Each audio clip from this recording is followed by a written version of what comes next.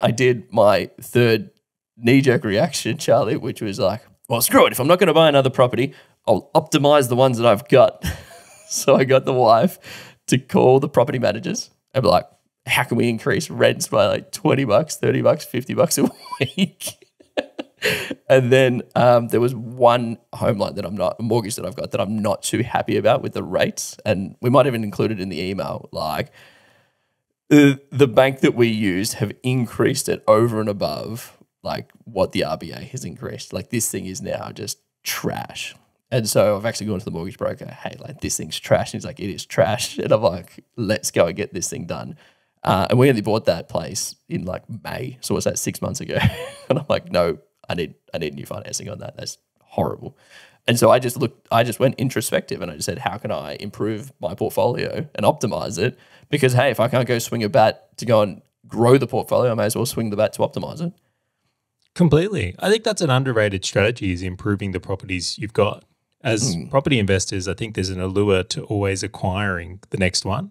And you could overgo opportunities in renovating or like other things that may increase the rent, or, you know, changing maybe leases or doing things a bit differently with another agent who can do an uplift for you or something like that. So I love that as a strategy. And actually, I'm a little impressed, because when you've looked at the banks, rather than going through the tiers of lenders that are kind of more commonly available, it's like, okay, where else can I get money? Because it's not just banks. There are other types of things out there that are available. And I'll tell you, right now, there's someone out there still getting money at 3%. There's money 100%. Out there. Yeah. Like, how do you get in front of that? Because in the case of this, like, and I should set up this one here, is that the reason we wanted to buy unit blocks was a cash flow play. I think it's a really critical part to include in this conversation. So when we were looking at buying these unit blocks, the rates of the loans heavily affects the cash flow of the property, and hence the yes or no of the deal. Like, if you're going to buy a cash flow asset, you'd want to be sure it produces cash flow.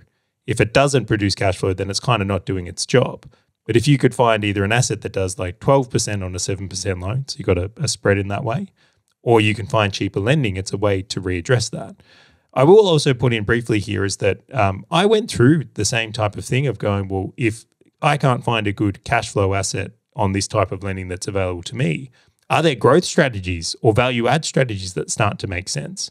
Because I can live with losing or being negatively geared on a property if it's a redevelopment or a renovation, or the plan is to do something for it and sell it at another time. But I think you want to be clear on the type of thing you're looking for when you're kind of buying, right? It makes a massive difference. Have you pulled the trigger? Like, have you actively sort of moved your mindset into focusing more into like a growth play? Like, have you started assessing the properties that you do have, going, well, is there any renovations or improvements that we could do here? I'll tell you how I think about it. Have you dropped, like, are you like, no, I'm done from a new acquisition? If I may ask, obviously. I'm not done. This is a forever game for me. I'll see how far I can take this. But anyway, to the point is like, I'll imagine this. I'll use an analogy to set it up here. You wake up in the morning and it's raining and you've got to go somewhere, right, outside, and you're walking. You're not in a car, just to make it really specific. What are you going to do? Cancel. Maybe grab a raincoat, grab an umbrella. All right, then the next day, because we're in Melbourne, right? We can say this. Next day, it's 30 degrees and sunny, like, and you got to do the same thing. What are you going to do? Sunnies in a hat. Yeah, maybe some sunscreen, right? So different environment, different strategy. So the way I think about that is like, well, that concept just applies here as well. Like, if the environment has changed, like if I've been set up going, well, I wanted it to say sunny forever, and now it started to rain a little bit here, doesn't mean that you can't get things done. You just have to reapproach what the environment is suitable for. And it's a great saying in cycling, there's no such thing as bad weather, only bad cycling clothing. That's such a cyclist thing to say. It is. Hey, what, they have different outfits than Lycra? No. Completely. So what if this is the time to acquire a renovator or do a development or buy or do something different in ways of strategy? So what I guess I've been spending a little bit of time on is like, there's someone out there that knows how to get returns differently than I do. There's someone out there that's been doing property and again, I'm not going to pretend I have the answers to this, but it's like, maybe I'm the one that needs to change here. Am I going to stay fixed in a strategy that's not going to be suitable? That's a maybe, but I think it's a good thing to investigate. Yeah, I love your concept around like the seasons as well, because I know in your example it was like the next day, but sometimes it could be like the next month, or it could be raining where you are. So maybe you just go to somewhere that might not be rainy. And in my case, that's kind of what I'm like, hey, buyer's agent, go and find somewhere that's sunny. Like, go and have a look.